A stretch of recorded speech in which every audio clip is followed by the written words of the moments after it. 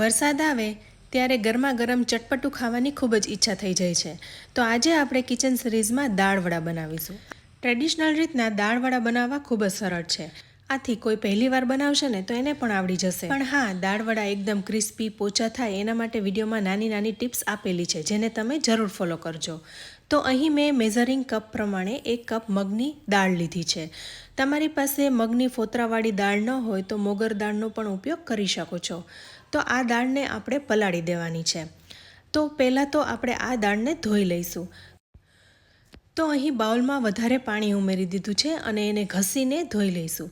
જ્યાં સુધી દાળમાંથી સફેદ પાણી નીકળી જાય ત્યાં સુધી આપણે ધોવાની છે. તો અહીં મેં દાળને 2 થી 3 વખત હાથથી ઘસીને ધોઈ લીધી છે.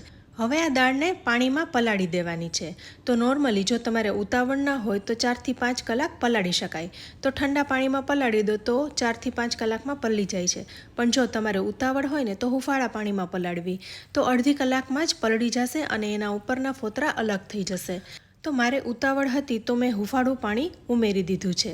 હવે આ દાળને ઢાંકીને અડધી કલાક માટે સાઈડમાં રાખી દઈશું, જેથી એકદમ સરસ રીતના પલળી જાય અને ઉપરના ફોતરા અલગ થઈ જાય.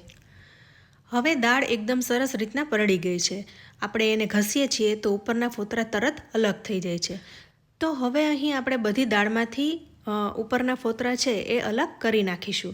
તો દાળને એકદમ ઘસી લઈશું. તો બંને હાથેથી ઘસીશું એટલે જલ્દી ફોતરા નીકળવા લાગે.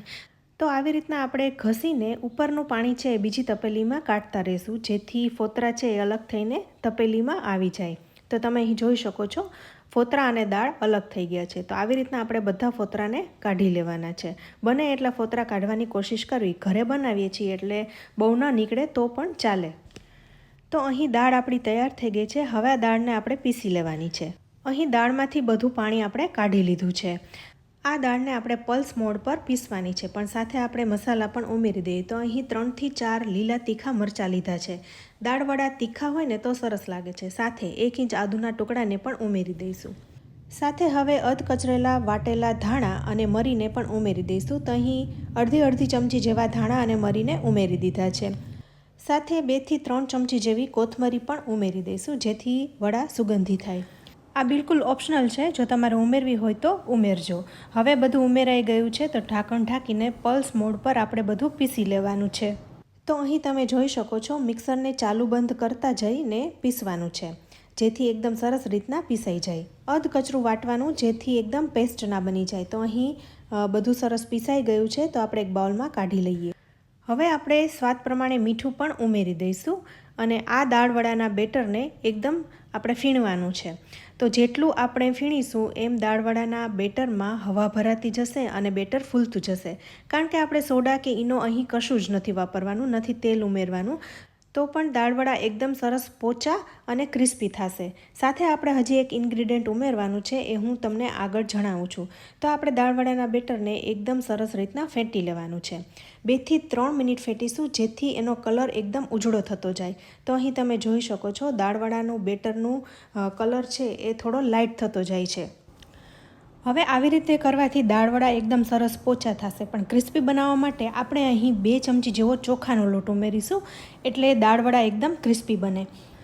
હવે ફરી આપણે બધું મિક્સ કરી લેવાનું છે અને 1 મિનિટ ફેંટીશું. તો હવે બેટર રેડી થઈ ગયું છે. સાથે મેં ગેસ ઉપર તેલ પણ ગરમ કરવા મૂકી દીધું છે. તમે અહીં જોઈ શકો છો બેટરની કન્સિસ્ટન્સી એવી છે કે આપણે જેવું બેટર હાથમાં લઈને પાડીએ છીએ તો આસાનીથી પડી જાય છે.